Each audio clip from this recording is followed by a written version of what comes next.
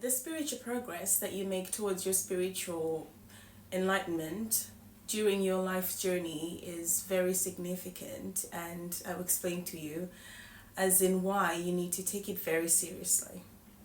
First of all, let's talk about the Israelites in the Bible and Egypt, because that is the backstory. That is our history. That is always, or has always been our story. That is a story that keeps happening, and as long as we are alive on this planet, it will keep on repeating. It is just not, it's not just a story about a selected special group of people that were chosen by God, that existed thousands of years ago. Not really. It is a story that has always been alive and is happening every day within us, and we will continue to do so even after 1,000 years in the future, so long as this planet still has people living on it. The story about the Israelites is very fascinating. It's a very fascinating one for the very reason that it can be explored and studied as history that has happened earlier on. But also, interestingly enough, it can serve as an allegory or a metaphor to describe our soul's spiritual journey towards enlightenment. Throughout the course of our individual lives, from birth to death, our soul is on a spiritual journey to reach its own enlightenment. And this is what the story of the Israelites is pretty much about. The Bible is also about us. It isn't just stories that happened centuries ago. There are things that are happening now. These are things that are happening now and always will, as long as this planet has people to play out that story. As we all know, the story starts in Genesis, where Jacob has 12 sons. And the second to the last is the popular one we all know as Joseph. Joseph is betrayed by his older brothers and sold into slavery, and later on he finds himself in Egypt. And while there, he finds favor with Pharaoh. Since Joseph has a gift, he can interpret dreams, and he interprets the Pharaoh's dream that there will be a devastating famine in all the lands. And the Pharaoh puts him, Joseph, in charge to overlook the plans that will basically prevent Egypt from the crisis. And Joseph does exactly as he has been instructed by the Pharaoh. And when the famine finally did happen, years later, people would come from all across the lands to buy grain from Egypt, including his brothers who had betrayed him.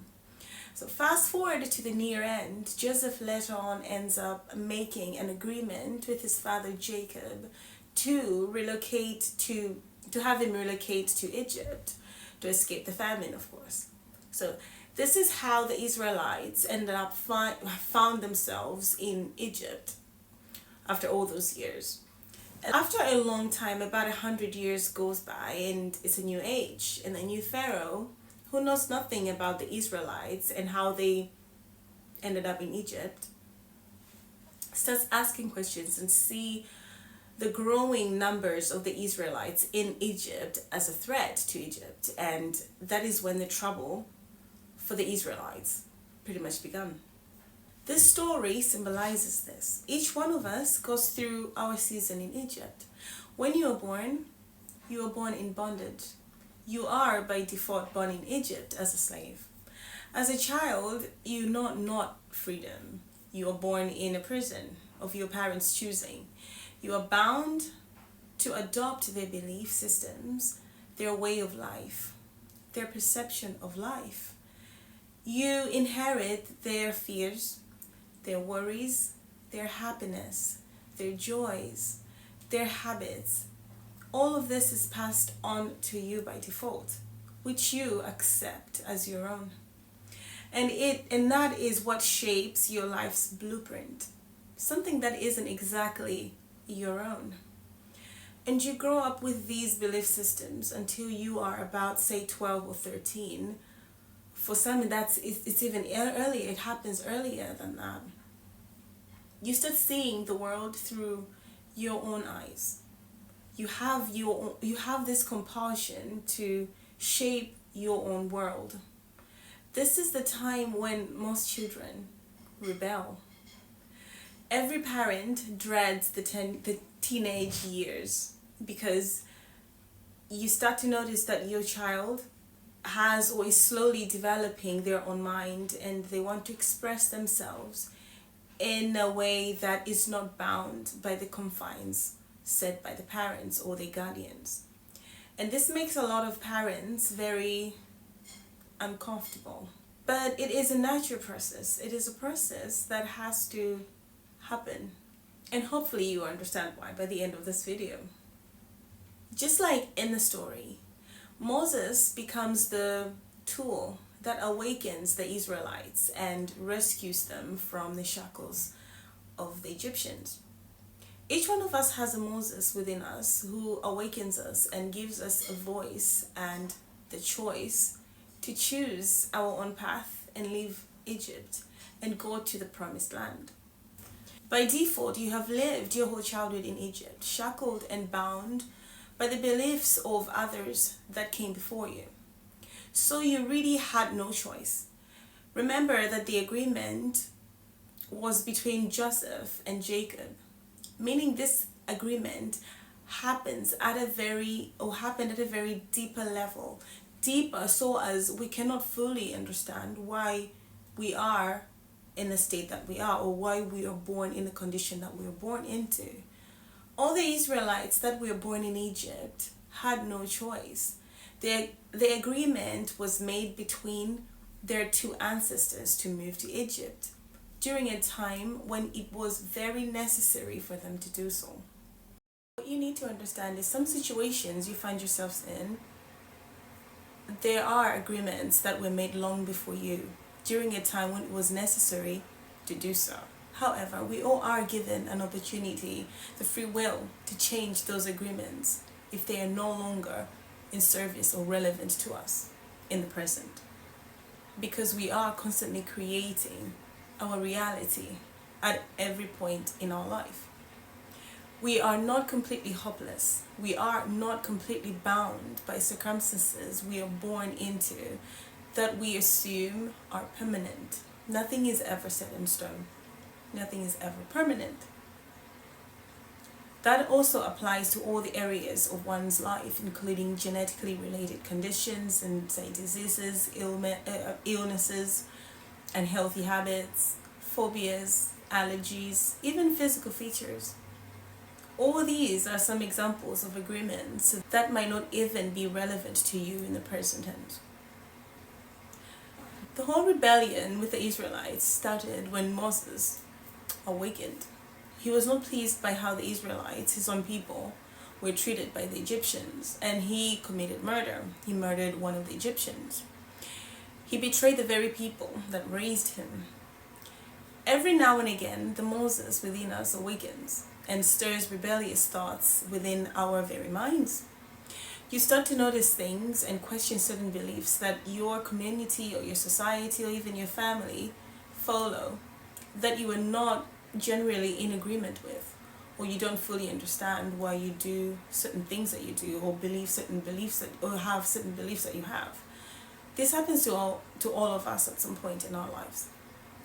The Israelites managed to go through with their rebellion phase, and they did manage to leave Egypt. And then they went through the phase of the wilderness. The wilderness is a phase which you will go through after you've made a big change within yourself. You go through feelings of regret, doubt, uncertainty, fear, dread, even loneliness. Remember the number of times the Israelites demanded to go back to Egypt, back to slavery, to bondage, because they preferred the certainty of bondage to the uncertainty of liberation. Before you think this is ridiculous, so many people are individually going through this phase right now. How many people do you know that hate their job, but only go or only keep their job because of the security that the job provides. Their employment provides a certain comfort of having a paycheck at the end of every month. It is quite a lot of people when you actually start looking at it that way. The habits that we gather along the way are the ones that keep us tethered to a life of stagnation, a life with zero progress, no growth, a life where you're just existing. The Israelites were fighting Moses throughout their whole entire trip in the wilderness. They complained and demanded to go back to Egypt because, according to them, in Egypt they ate meat. They had meat. So, for you to fully understand what this means, is you need to understand just how hard it is for you to break certain habits or certain patterns that you're used to. The Israelites in the wilderness symbolizes parts of you that are still in doubt, afraid and terrified of change. They are constantly regretting, or they prefer, or the parts of you that prefer the security of the comfort that your bondage provides. It took the Israelites 40 years to reach the promised land, and the generation that left Egypt apparently never even got to enter or see what the promised land looked like. They never stepped foot in the promised land. Their purpose was just to set the foundation for their descendants to carry on the process. So even though the story is told in churches from the perspective that the Israelites were disobedient to God and that this is why they never got to see the promised land, I want you to look at it from a point that even though they never got to see the promised land, but their achievement was that they made sure that their descendants that came after them were never born in captivity as they were. Their descendants were born free. That's actually an achievement in itself. If you're going to take something from this video, take this. Reincarnation is real. The world is cyclic by nature. Things always come back. Things are always in constant repetition. Night comes after day. Spring, summer, fall, winter. You have the golden ages, and then after that you have the dark ages, and so on and so forth. Life is like a relay race, basically, where you were born to do your part, and then the next in line picks up from where you left and carries on until the cycle repeats and you come back and do the same thing over and over. Here's the kicker. Depending on where you left off, you will come back where you left off. The soul does not experience time. The soul is eternal. But you do. You do the experiencing. You are having all these experiences for your own soul's enlightenment. If your experiences are promoting stagnation, then you will continue to have similar experiences until you learn to choose choices that will promote growth and your own soul's enlightenment. Pretty much. How you choose to experience your future lives will depend on what you do in your current life. Remember, life is a relay race. Where your descendants or your future selves, side note, I do say future self mainly because your descendants are still just you experiencing the same life, just from a different perspective. But for the sake of this video, because I don't want to confuse anyone, so I will use the term descendants. So, where your descendants start their life from, or depends on you. The people that came before you might have done or might not have done what they needed to do, but right now you are the one that is in control. You are the one that is conscious. So it is your duty and your responsibility to do what you are required to do, to choose the path that will promote your own soul's enlightenment or your own soul's growth, so that you don't have to start from scratch, so that you don't find yourself back in Egypt in bondage. Most of us were born or have been born in Egypt as captives, but some few lucky ones were born already in the promised land. And by this, I don't mean that they were born rich or wealthy or what might appear like one has an advantage as opposed to others, but what I mean is their ancestors already did the necessary work and they were born already conscious. They are already awake.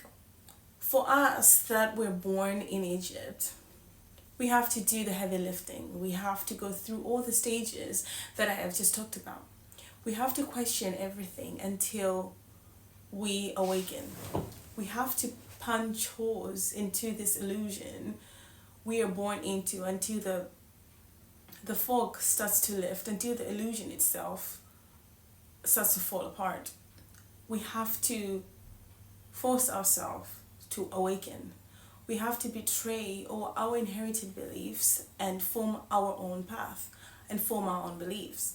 We have to deal with the doubt and the regret and the fear and the cognitive dissonance on steroids when we discover that all the beliefs that we had until now aren't actually true. We have to form new beliefs that are relevant and make sense to us, even if it means we get to be very lonely, isolated, and some of our ideas might just get us thrown into the mental institution. All the while, we are battling within ourselves the urge to go back to Egypt because that is what's familiar. Because even though we are captives there, but everything and everyone we know and love still is there. Egypt offers us familiarity, comfort, security, but robs us of our spiritual growth, the very growth that our existence here on earth requires to have meaning. However, we have the tools necessary to do the work. And even though it might prove to be hard work, it's not that bad. It is your responsibility to choose what you do with the tools that have been provided to you. Imagine if the Israelites never left Egypt, if they refused the offer made to them by Moses to free them from Egypt and take them to the promised land. Each time you refuse your own intuition to question certain beliefs which you know deep down don't serve you, you are choosing to remain in Egypt. You're choosing to remain in captivity. Remember that some situations in which we were born into is because of the agreements that were made by our ancestors long ago when it was necessary for them to make those agreements. However, seasons have changed and seasons have passed. Some of those agreements are no longer relevant to the times that we are living in now. And a lot of people find themselves trapped because they still find themselves loyal to the agreements or the beliefs that their parents or their ancestors before them passed down to them, and they refuse to change or give up these beliefs, or even if it means that they are sabotaging themselves because they feel the need to still cling to these old beliefs. What this looks like is if the Israelites refused the offer Moses brought to them to free them from Egypt, because they still wanted to be, loyal to the agreement that Jacob made with their ancestor Joseph to bring them to Egypt. Even after the situation had changed and the Israelites were now slaves and in the captivity of the Egyptians, they would have still clung to the idea to remain in Egypt and pray that one day Pharaoh will show them mercy and treat them fairly and free them. They never would have left, but they realized they were no longer bound to the agreement made by their ancestors way before them. And they saw the urgency to make another agreement, another contract with Moses. which was to leave Egypt. That is how some people find themselves in situations that are not relevant to them. They're stagnant in their circumstances. That is how some people remain blind to their current circumstances. That is how some people are still in Egypt and will remain and always will remain in Egypt, because they still cling to beliefs and agreements that are now invalid and no longer serve them in any way. They will forever be in bondage until they decide to leave behind everything they know and move forward. As always, stay blessed. Stay well.